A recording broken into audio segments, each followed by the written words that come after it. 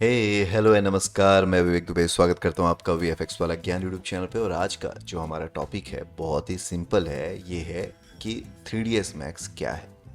बहुत सारे लोग जो जनरली इस फील्ड में आना चाहते हैं यानी एनिमेशन और वीएफएक्स के फील्ड में आते हैं, वो सुनते हैं कि 3ds मैक्स नाम का कोई सॉफ्टवेयर है और आज उन्हें इस वीडियो में इसकी ही जानकारी मिलने वाली है।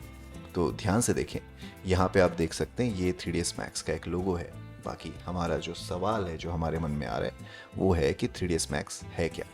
मेरा नाम है विवेक दुबे और मैं आगे की चीज़ें आपको अब बताने वाला हूँ। तो देखिए, सबसे पहले अगर हम बात करें तो 3ds मैक्स एक professional 3D computer graphic software है।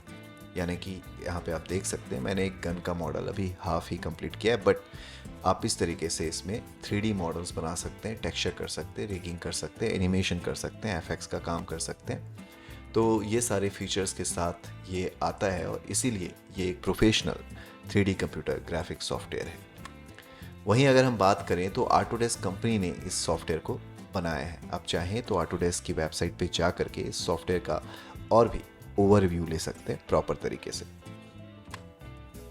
इसका यूज़ लोग 3D मॉडलिंग, एनिमेशन, रेंडरिंग और विजुअलाइजेशन के लिए करते हैं। तो ये जो सॉफ्टवेयर है इसमें मल्टीपल वर्क एक साथ हो सकते हैं। जैसे कि मैंने यहाँ पे आपको बताया, आप 3D मॉडलिंग, एनिमेशन, रेंडरिंग और विजुअलाइजेशन का काम 3D सॉफ्टवेयर के साथ कर सकते हैं, यानी 3ds मैक्स के साथ कर सकते हैं।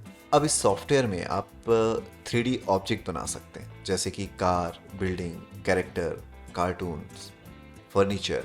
ये सारी चीज़ें आप इस पे बहुत ही आसानी से डिज़ाइन कर सकते हैं। अब आसानी से तब होगा जब आप इसे अच्छे से सीख जाएंगे। इसके अलावा आपने जो मॉडल किया है उन्हें आप एनिमेट कर सकते हैं, यानी हिलाना, डुलाना, चलाना, ये सारे काम आप कर सकते हो। और फोटो रियलिस्टिक इमेजेस और वीडियो बना सकते हो। तो ये सारे काम आप 3D सॉफ्टवेयर पे कर सकते हो।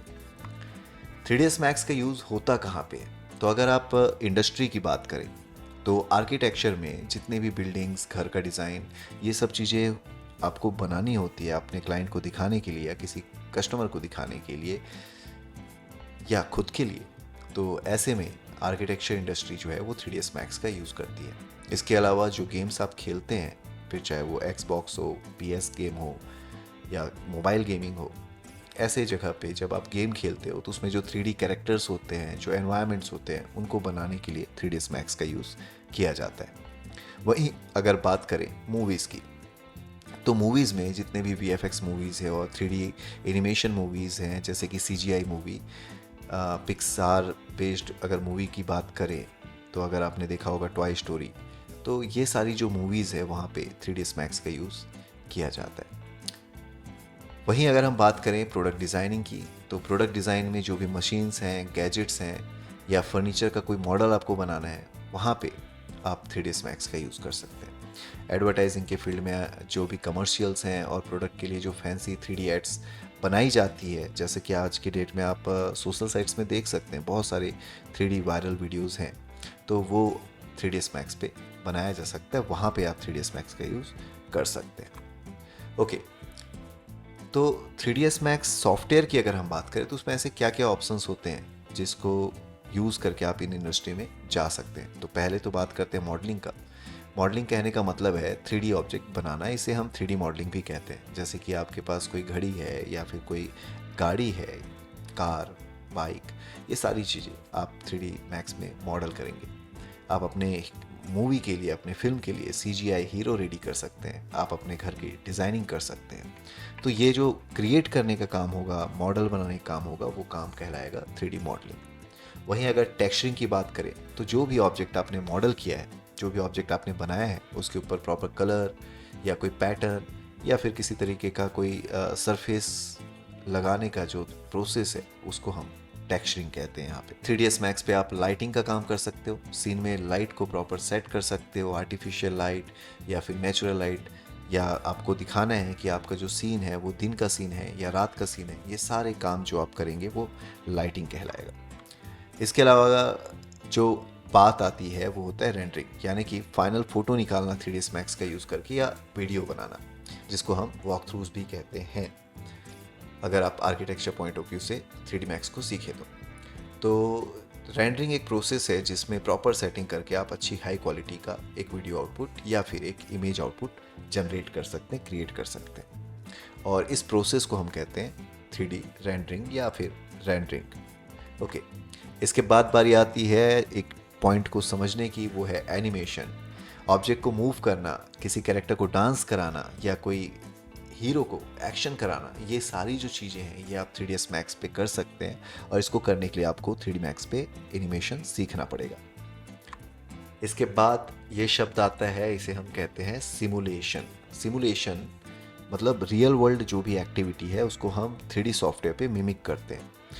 तो सिमुलेशन में आप वाटर क्रिएट कर सकते हैं मैक्स पे, क्लोथ क्रिएट कर सकते हैं, फायर जैसे इफेक्ट दे सकते हैं। ये सारे जितने भी रियलिस्टिक इफेक्ट वो सारी चीज़ें आप 3ds Max पे बना सकते हो। तो 3ds Max किस तरह का सॉफ्टवेयर है, इस पर भी बात कर लेते हैं। पहला तो ये है कि 3ds Max एक प्रोफेशनल लेवल का सॉफ्टवेयर है। प्रोफेशनल इसलिए क्योंकि इसका यूज़ इंडस्ट्री में किया जाता है। इसके अलावा ये विंडोज़ पीसी के लिए ज़्यादा पॉपुलर है। थोड़ा हैवी सॉफ्टवेयर है, कहने का मतलब ये है कि आपके सिस्टम का कॉन्फ़िगरेशन थोड़ा अच्छा होना चाहिए। जैसे कि मैं जो यूज़ कर रहा हूँ, मैं यूज़ करता हूँ Ryzen का 9 7950। इसके अलावा जो GPU है मैं यूज़ करता हूँ RTX का 4070, और जो रैम है यहाँ पे वो DDR5 का 6000 मेगाहर्ट्ज़ का XPG का रैम यूज़ करता हूँ मैं। तो इन सारी चीज़ों से जो मेरा सिस्टम है उसका कॉन्फ़िगरेशन अच्छा हो चुका है। तो आपको एक ऐसे कंप्यूटर की ज़रूरत पड़ सकती है, या फिर आप थोड़े कम कॉन्फ़िगरेशन में भी जा सकते हो, पर ध्यान रहे कि रैम आपका 8 GB से ऊपर का ही होना चाहिए। अब सीखने की जब बारी आती है तो कितना समय लगता है, तो देखिए यार, इसको सीखने में आपको थोड़ा टाइम लग सकता है, लेकिन जब आप इसको सीख जाओगे तो बहुत ज़बरदस्त चीज़ें बना सकते हो।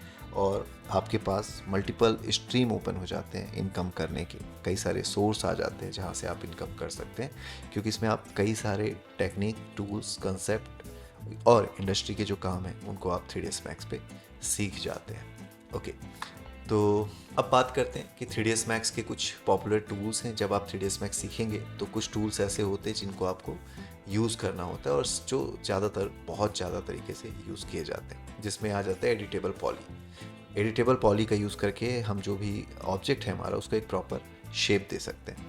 3ds Max के पास एक यूनिक फीचर भी है जिसे हम मॉडिफायर स्टैक कहते हैं, और इसका यूज़ करके आप बैंड, टेपर, ट्विस्ट ऐसे कई सारे मॉडिफिकेशन अपने मॉडल पे अप्लाई कर सकते हैं, अपने ऑब्जेक्ट पे अप्लाई कर सकते हैं। इसके अलावा 3ds Max पे एक UV मैपिंग का टूल पॉपुलर है, जिसका यूज़ करके आप टेक्सचर को प्रॉपर प्लेस कर सकते हो, यानी आप डिसाइड कर सकते हो कि आपके मॉडल के किस एरिया पे कौन सा टेक्सचर अप्लाई करना है।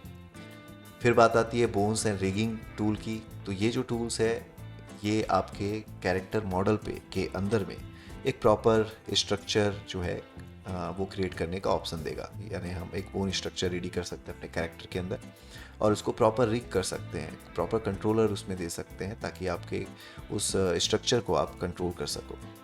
इसके अलावा आ जाता है पॉपुलर टूल में पार्टिकल सिस्टम, यानी कि आपको बारिश दिखानी है, रेनिंग दिखानी है, फायर दिखाना है, आपको स्मोक बनाना है, तो उसके लिए आप पार्टिकल सिस्टम का यूज़ कर सकते हैं।